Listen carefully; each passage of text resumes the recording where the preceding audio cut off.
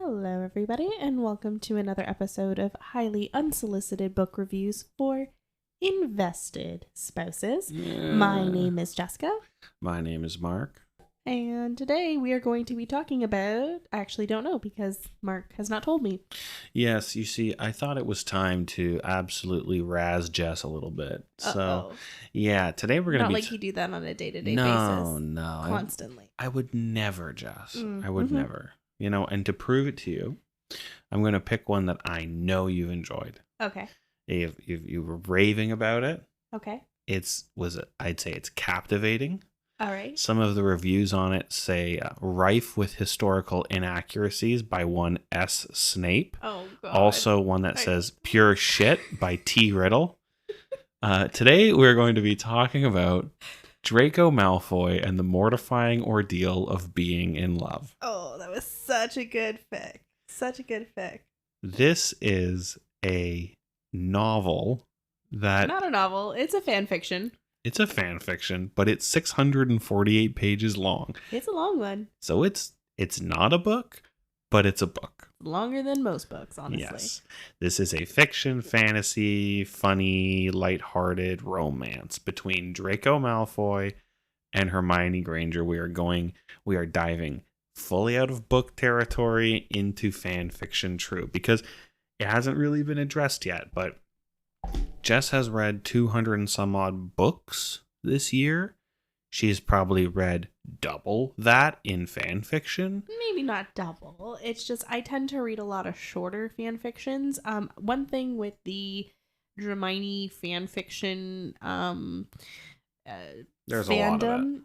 Is they tend to really enjoy longer fics, and what like a medium fic length for this fandom is not what it is in other fandoms. So like I will easily read a 5,000 to 10,000 word fic in like a short sitting if I have like a short break. Put that in context for people because people in fan fiction think in terms of word count. Yes. People who read books think in terms of pages. So a normal average fictional book will likely be somewhere in the range of 50 to 70,000 words. That gives you a starting point. So 5,000 is maybe the length of a chapter or two. It's very short, very quick. I can read them pretty quickly. A 10,000 word, I can read about 10,000 words in an hour. So sometimes I can read 5,000 words in 20-30 minutes. That's just kind of a outline of how long it is. So like a contemporary 50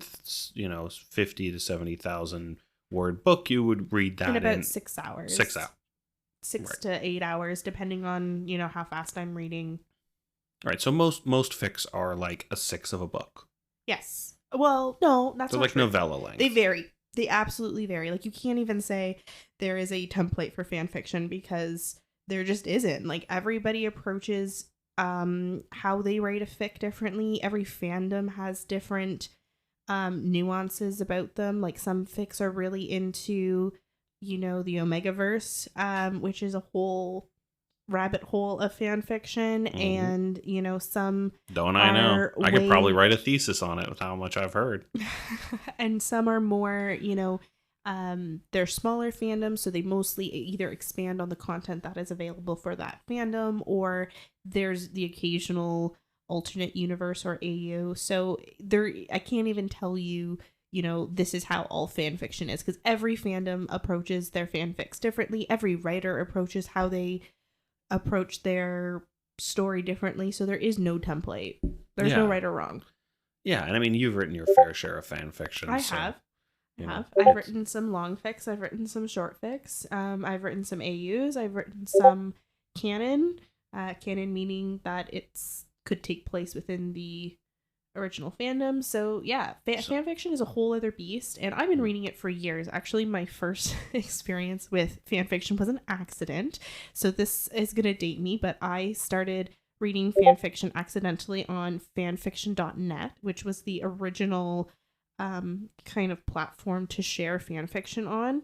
And they had a spice scale of lemon and limes. It was that's how you knew if it was spicy or not, and how spicy and what type of spice it was. because it is fan fiction and it's just posted anonymously on the internet, it can get as spicy as you want it to be. Oh yeah. And so it was just a very different time on the internet at that point. But back to how I accidentally got there. So I was actually watching the TV show Inuyasha. It's an anime, and in the anime, I was like, hey, do they get married? And so I Googled it to see if in the original content, which I think it's a manga, if they got married. And I found this written story of their marriage. I was like, oh my God, great. I get to read it. So I read it. And then I clicked because I saw that there was an author and they had a bunch of stories on there. And I was like, wait a second, this isn't like real. This isn't somebody official. Just wrote this. But it was great. And that was my first experience with ever reading fan fiction. And so technically Inuyasha was my very first dip into fan fiction. Well, there's been a lot of very successful fan fictions. Twilight was a fan fiction, right? No, 50 Shades of Grey was a fan fiction of Twilight. Right. That's what Manacled is a very, very popular fan fiction that many people have really considered as its own book. That's in the Hermione or Harry Potter fandom for fan fiction. So there's a lot of them out there. There's many authors. I actually think Ali Hazelwood is one who wrote, I think she wrote Kylo Ren fan fiction, like so Star Wars. And but it's the new book, so nobody cares. Yeah. So I think she was a fanfic author who switched over to publishing her books. It's a very common One of these days thing. I'll convert you. One of these days we'll get some of your stuff published. We'll see. But and then we can review it on this podcast. Yeah, if I ever write a book. But yeah, I'm very passionate about fan fiction. I think there's so many fans who dedicate so much of their time to characters that they love and stories that they want to tell, and it's free. And it's just such I think, an inspiring avenue to be creative, as well as something as if you really love characters and you just don't want the story to end.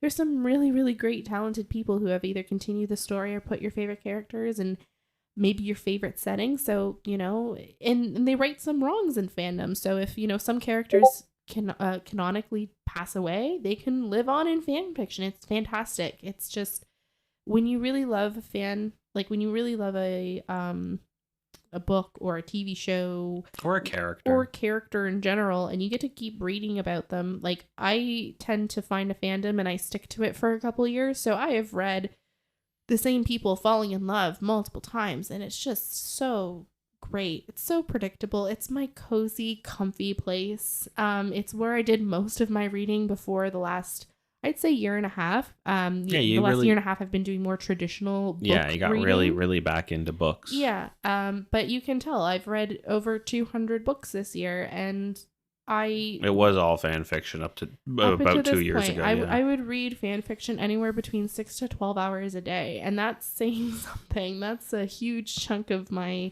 life that I've spent reading, and I cannot say enough about fan fiction. But specifically, we're going to talk about Draco Malfoy and the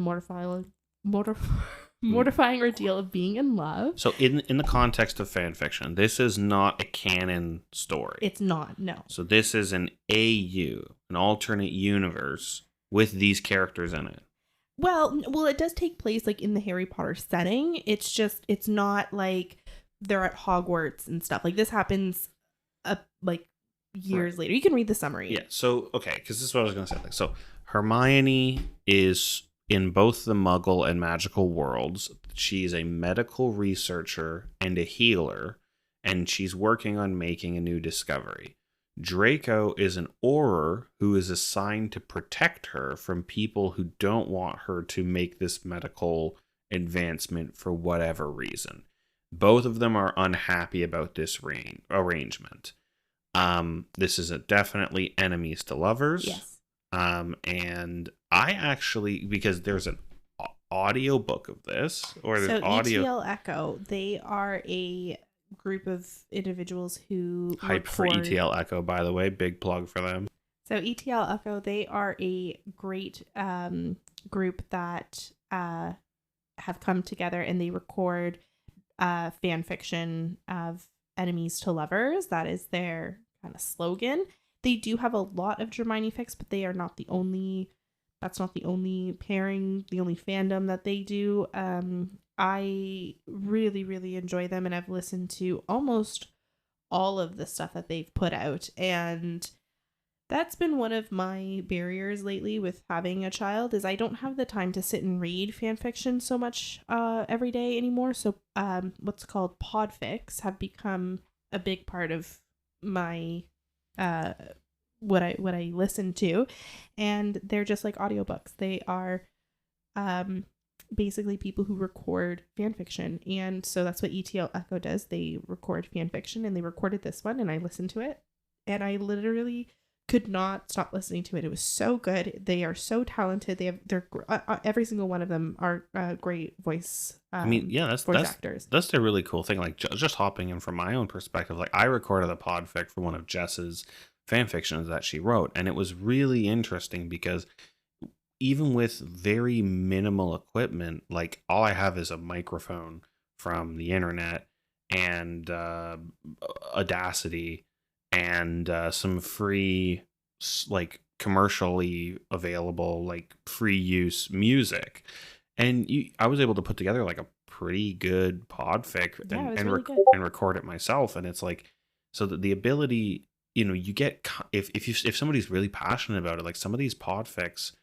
Obviously, I think ETL Echo is like that's what they do. So some of these people are making this into a career, but I don't know if it's a career for them, honestly. I think it's just what they do, just like, for fun. Just for fun, just like how some like we're doing a podcast. Fan fiction writers do it for fun. Podcasters, yeah, I think they do it for fun. Some I don't people, know. Don't quote me on that. I think and it's just for fandom.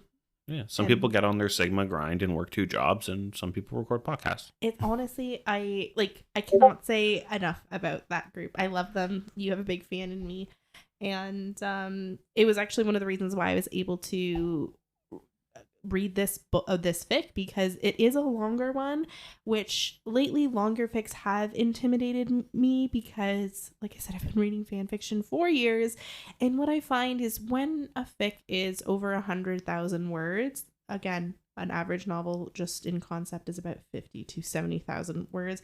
Fantasy is different. A lot of fantasy novels are longer, but if you're just talking about like a general regular book, these fan fictions sometimes are double, and it's like, well, what do you have to say with that many words? Like, is this quality? And sometimes it is, sometimes it isn't. Sometimes it's totally worth your time. Sometimes you pick up a fic and you read it from chapter 1 and you read every single chapter that the author read, and it's a great experience. For me, I prefer listening to completed stuff and stuff that is on the shorter side. So this was a intimidating fic for me to read. I did love Manacled. It is a longer fic, but I mean, like, this is the length of 2 books. Exactly. So I was intimidated, and I actually did start reading it on my own, and I got into it. I did like it, but then I accidentally started listening to something else and then kind of just never went back to it, because again, the length of it really intimidated me. But then listening to it, I literally, like I said, couldn't turn it off. It was so good. I laughed so much. By the time it was done, I was like, oh man, like I'm so sad it's done. Even though it was really long, I was really sad for it to be done. And I would definitely reread it or re-listen to it again. So give me a little bit. Let's talk a little bit about the book. Let's talk a little bit about this fic itself. So what we've got Hermione being a healer, Draco is an Auror. We're gonna, spoiler warning for people who may want to read this fic. We're gonna talk a little bit about the plot now. So Hermione is a healer. Like what is she working on? So she actually is a medical doctor in the human world as well as a researcher in the magical world, and she has set up her lab to mimic a lot of like human technology. So she has a computer in there. She has some like she's basically mixed magical and muggle techniques in her lab, and she discovers something which she brings guns to the wizarding world. kind of. Guys, check this out. And innocently she tells Shacklebolt, who I think is Minister of Magic in this book, or in this fic, and so when he hears about it, he's like, okay, you need protection detail. So Malfoy is an aura. He is assigned to protect her, and in the beginning he's like, this is kind of dumb, and she's like, this is kind of dumb, like I know how to protect myself, and they just kind of like go a little blasé about it. But eventually she needs to start traveling places to collect things for this research, and he decides to go with her, and so then he gets invested into the research a bit as well, even though he doesn't know what it is. I just want to hop in to say as well, like, because I was just put this on in the car when we were driving back one time from my parents, and I just have to say, hopping back on these voice actors for this ETL Echo. Is ETL Echo? ETL Echo, ETL Echo.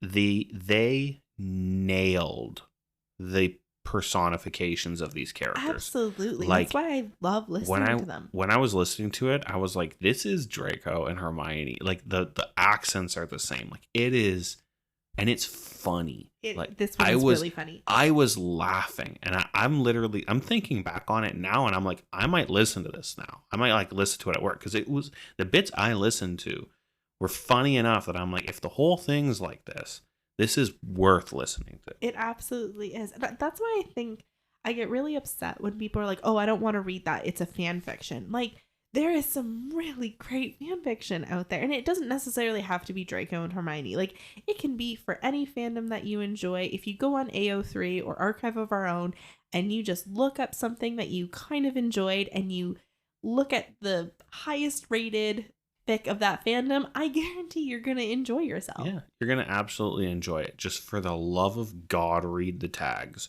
Yes.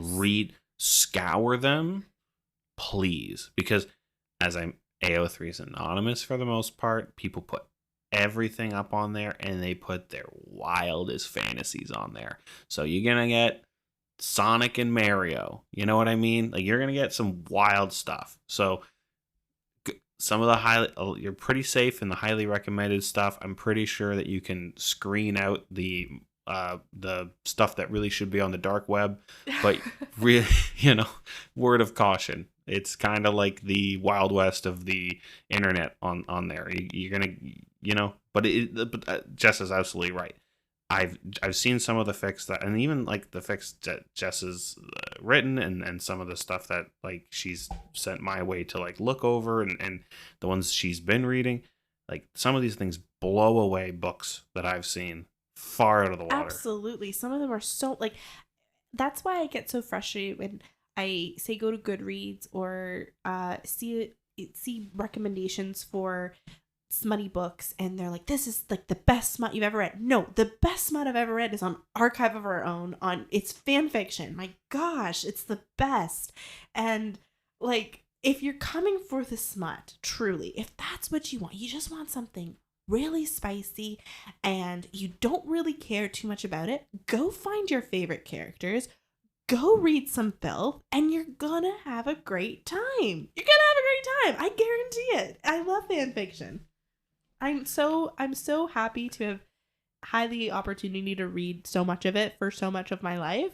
A good 15 years of it I've been reading fan fiction, and I don't think I will ever stop. I think I will always just cycle through different fandoms. And why stop? There's way more fan fiction being. Now, you do have to kind of sift through the mud sometimes. Like sometimes. Oh yeah, and then sometimes you'll get somebody who English isn't their first language, or these people aren't publishing with a publisher, so there's going to be spelling mistakes. There's going to be a fic that maybe you start reading and then it goes in a direction that you really don't like. But same thing with regular reading too. So It's totally worth for you to try picking up, and it's free.